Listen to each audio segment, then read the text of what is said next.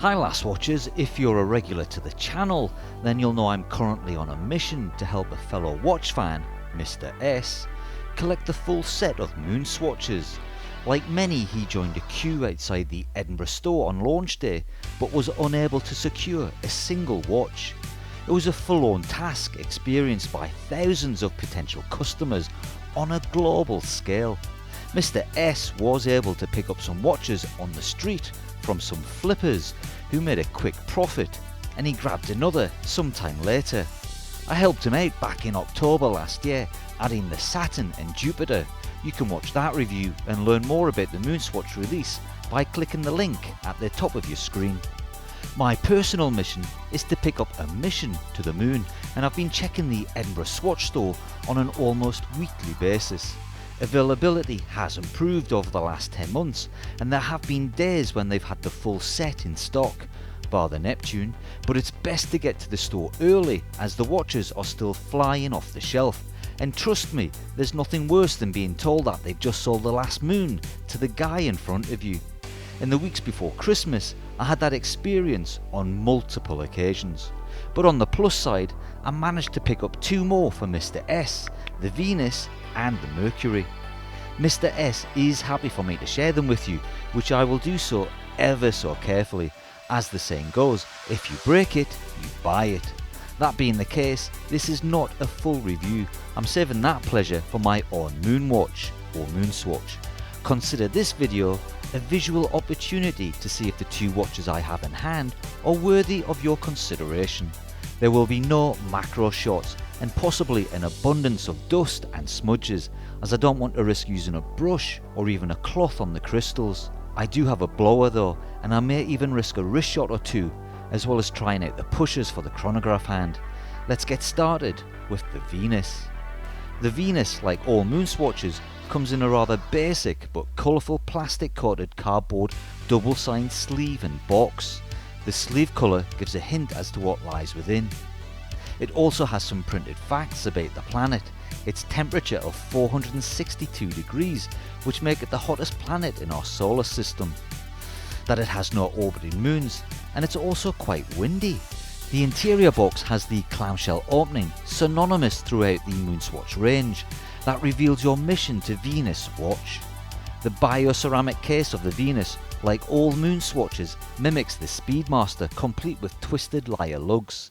It's an overload of soft millennial pink, as if someone removed the strawberry flavour ice cream from a Neapolitan and poured it into a Speedmaster mould before sticking it in the freezer.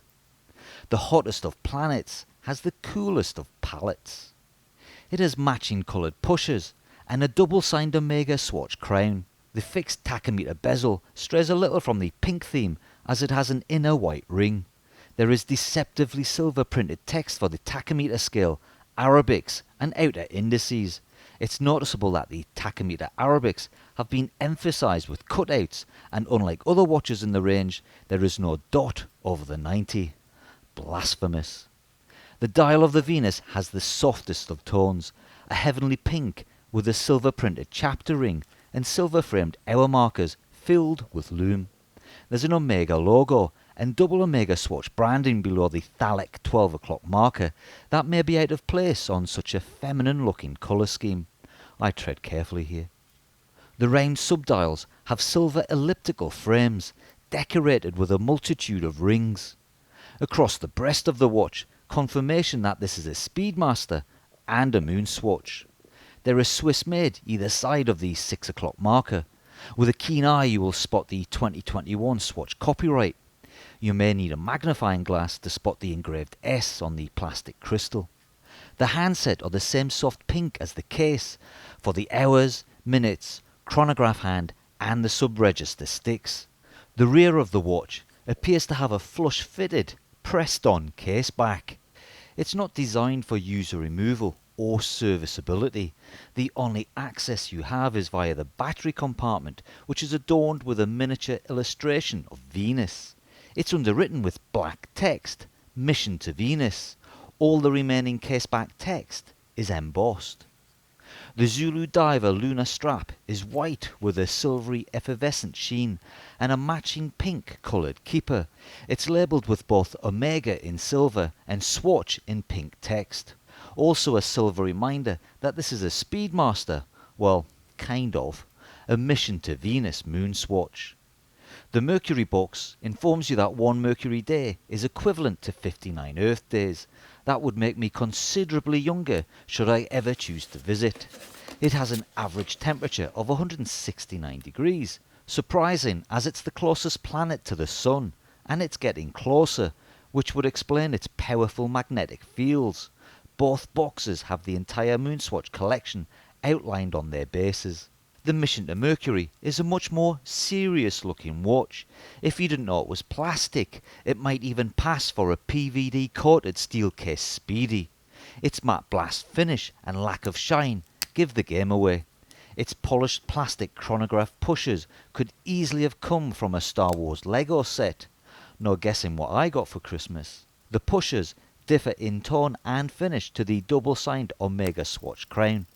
The weakest part of the Mercury may be the bezel, which appears to have an applied stick-on-paper tachymeter scale, although this does have the dot over 90. Beneath the plastic crystal is a black chapter ring with white indices that sits below the main dial. Its 14 illumined hour markers straddle and connect to the main dark grey dial on all but the 2, 6 and 10 o'clock indices. Much like the Venus, it has Omega and Swatch branding below the 12, Speedmaster and Moonswatch across its chest, and Swiss made either side of the 6. They are all printed white. It has the same barely visible 2021 Swatch copyright print hidden in its chapter ring, and the almost invisible S on the crystal. The 3 subdials transition back to black and have white printed Arabics, indices and white stick hands.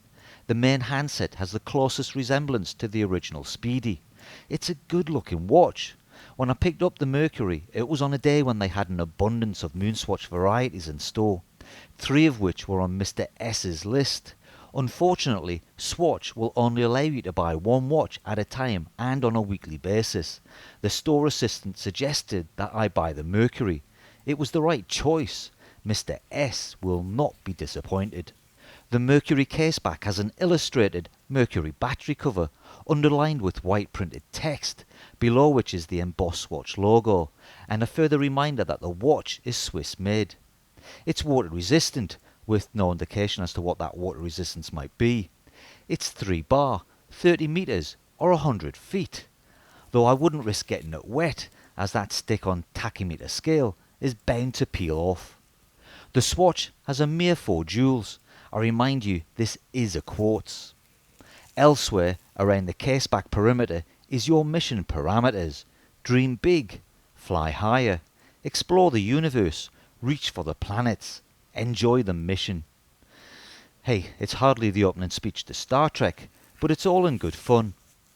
The silver grey lunar strap is emblazoned with both Swatch and Omega credentials, an abundance of Velcro allowing you to get a good fit, and the Speedmaster Mission to Mercury Moonswatch branding.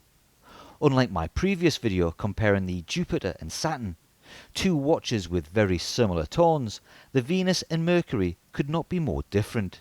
They may well be the yin and yang of the collection. The Mercury shouts with masculinity, and the Venus exudes femininity. Although surprisingly, the women in my household aren't fans. They much prefer the Tiffany blue of Uranus. Swapping the strap on the Venus may help change their minds. The Mercury might well be the best looking watch in the collection, with a more authentic look than the Mission to the Moon. Time will tell. Luckily for me, if and when I pick up the Moon and decide the Mercury is a better fit, then Mr. S and I will both benefit. Mr. S only requires 3 more watches to complete his set. The Moon, as mentioned, Pluto, which seems to be very popular, and Neptune. The Mission to Neptune was withdrawn from the market early last year due to it bleeding colour, but I'm guessing it's been fixed as the watch is now available. I'll look forward to getting hands-on with all 3. What are your thoughts on the Moonswatches? A toy, a gimmick, or an out-of-this-world hit? Do you have one, or even an original Speedy?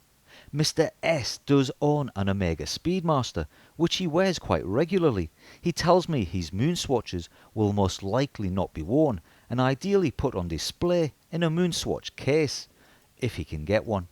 And before you pour scorn on his collection, I should point out that Hodinky voted the Moonswatch Watch of the Year for 2022, and more recently, Daniel Craig was spotted wearing the mission to Neptune. Almost definitely a stunt by Omega. But hey, if James Bond is wearing a Moonswatch, then I guess we all want one, don't we? Thanks for watching, be sure to like and subscribe, and I'll catch you all in the next video.